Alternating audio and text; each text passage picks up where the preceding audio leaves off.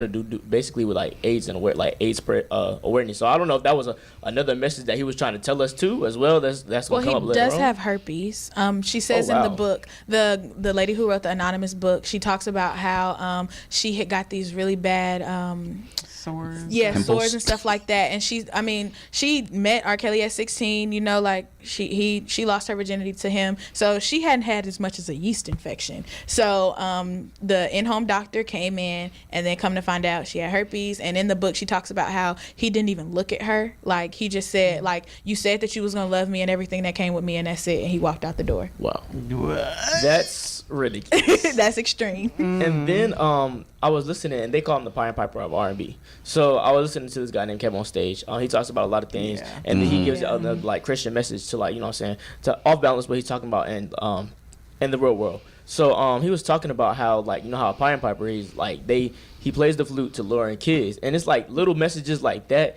R. Kelly has been telling us that either one, we didn't care, or two, we just didn't like understand what was really going on. Cause, like, you know what I'm saying, like when I was growing up, I listened to R. Kelly here and there, but I was like, you know what I'm saying, 10, 12, stepping in the name of love, like listening to like things like that at like wedding receptions and like I'm the world's greatest, things like that. Like that was the type of R. Kelly I was listening to. Now that I'm older and I'm in college, you know what I'm saying, and I do club events, we play more of the bump and grind and more of the honey love R. Kelly.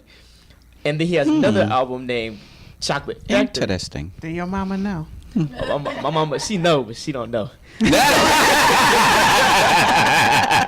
She knows. That's code for she don't know. I was on Twitter. Beat your butt. I was like, oh Lord Jesus, she only knew what happened in the club. But I was listening to I saw that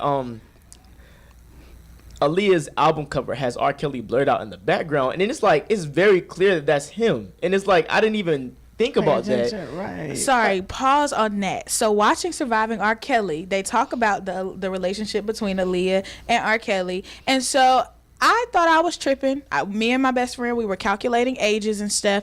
On the marriage certificate, it says that R. Kelly is 27 and Aaliyah is 18, but it was 1994, and Aaliyah was born in 1979, which would make her, no, that was, what is it? 19.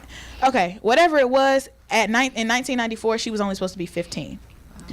But on that marriage certificate, it says 18. So I can't remember their exact birth dates, but I calculated it all, and on that birth certificate, it says 18 in 1994. So I was really confused. I'm like, so what was happening? And then on Surviving R. Kelly, they also put a clip of them on one of the shows, and they had on the exact same outfit. They were matching. She had on the hat. They both had on the same shirt. Coincidence. Like, yes. And so on there, they Same never fashion designer. They never actually talked about or like answered the question of whether they were together or intimate or anything. They always just kind of went around it. So that's kind of interesting to me. And like one of the girls who used to ride the bus with Aaliyah, she said she was really good friends with Aaliyah. Like they actually saw them having sex one night on the tour bus because somehow they hit something on the tour bus where the door opened and she saw Aaliyah and R. Kelly. So on the show, I'm a little confused. I don't know if you've seen it, like the confusion of whether it was like something that she wanted to do, or were they trying to say like he was raping girls, or I was a little confused. So I don't know. Well, if you're under the age of 18, it is statutory rape. So well, they also whether it's talk consensual about, or not, it's still rape. Oh, okay. Because she's a minor.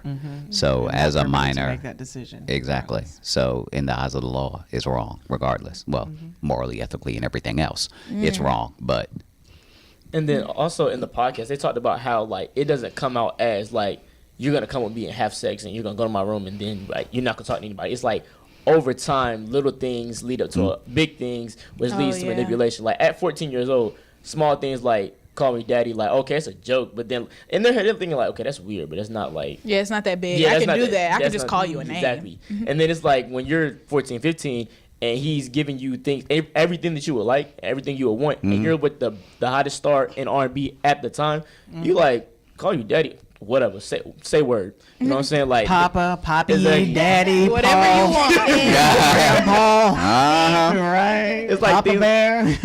It's like things like that, and then they're like, okay, I like you in these clothes. He's like, well, since you buy my clothes, I mean, like, why not? And pretty much. Exactly, and then like over time, it's like, okay, what do I need everybody else for when you're giving me everything I want, everything I need? At 14, 15, material things are like You know what I'm saying? Like Everything. everything basically. So like things like that over time doesn't really like trickle in until it's like, wait, I've been here by myself and I had to ask them when I want to eat, when I want to drink, when I want to do anything. And it's like once you get to the age of like 25, 26, you're like, wow, like I've been doing this for 10 years. And then at that point in time, it's like, what's the point of me leaving? That's kind of like relates to when people say when people get in the system and they've been in the system so long, they don't know how to live like the regular lifestyle. Yeah, true. So it's The like recidivism rate. that's what I think about when I see things like that. Yeah, she says in the book that like this, like she didn't explain every detail. She said it would be a very long book if she explained the whole 5 years that she was doing this. But like she pointed out little bits and pieces there. But it's like she had the warning signs, but the love trumped all. And that's an interesting type thing to feel because even I was talking about in the last segment about the bodyguard that he would assign each young lady to watch over them and report back to him about what they were doing, making sure they were where he said they were supposed to be, they were wearing what they were supposed to be wearing, all of those extra things. And she got really close with her bodyguard, the lady who wrote the book, which is anonymous. And they were talking about things that, of course, they weren't supposed to. They had a really close connection, and she never feared that he would say anything wrong. And so one part in particular in the book, she talks about how one night Ray J, R. Kelly brought her to the suite and was talking to someone and was saying like, and he was asking, is she ready? And R. Kelly was like, yeah, she's ready. Come to find out, it was the guy who was her bodyguard. They call him Ray in the book. And come to find out, Ray was having sexual things with R. Kelly, and they joined it all together. So R. Kelly sat and watched the anonymous girl and her bodyguard have sex until they got to the point where, they were going to climax, and he made them stop. And then he joined in. And so all of those different things happened. But she talks about in the book how she liked having sex with the bodyguard way more than she liked with R. Kelly. And so it got to the point where they were sneaking around and having sex. And so she never knew that the last time, they were having a conversation about how to move forward. And he was talking about how it's easier to just do what R. Kelly says and to go against him because he has a lot of gang affiliations that could have you, your family, anybody killed at any point. And so he talked about how you have to ease your way out of the lion's mouth. And she said she never knew that was going to be the last time she talked to him or saw him. He went missing after that. And that's kind of weird in the book because it's like, is he doing more things besides to these girls? He's making people disappear. Like, what is he doing with these people? Like, so if you don't follow his rules, now I see why it's harder for women to come out because you don't know what could happen to you. Like, the moment you leave, he could have somebody knocking at your door. So I just think that's interesting how that all plays out. I think it's fear all around too. You're fearful because you don't really know what you want and who you are. Then you're fearful to leave because you think that this is what you deserve. It's really a mental thing. So people stay because of fear. They don't really, like when I was in an abusive relationship when I was 18, and it's so easy to say she's stupid. Why they staying in that? But then when it's time for you to leave, like, it was a mental thing. It was an emotional thing. It was everything. It was a sexual thing. He used to provide weed. I had fun. I lived with him. Like, I didn't have anywhere else to go. So he became my codependent, and so I stayed. And so when it was time to leave, he kept abusing me, saying sorry. So that comes from the childhood.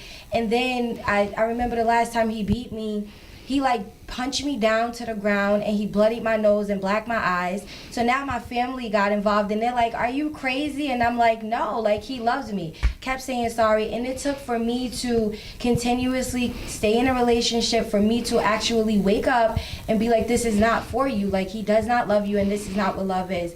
And eventually I left. So it's really, it's not as easy as it sounds. It is very hard to walk out of abusive relationship, or not just with, a significant other, but any type of abuse that you become used to, you're succumb to that. Like, so it's not easy. How did you actually get to the point where you were like, enough is enough and I'm leaving?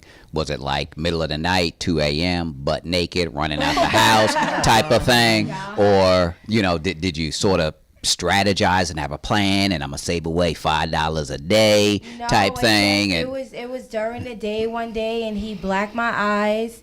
and my cousin was helping me. She was putting the washcloth on my face, telling me that I don't need to be there, and I just remember breaking down crying, and I left. Actually, we had a fight. This is what happened. We used to fight so much that the mom got tired and she actually kicked me out. That's really what happened.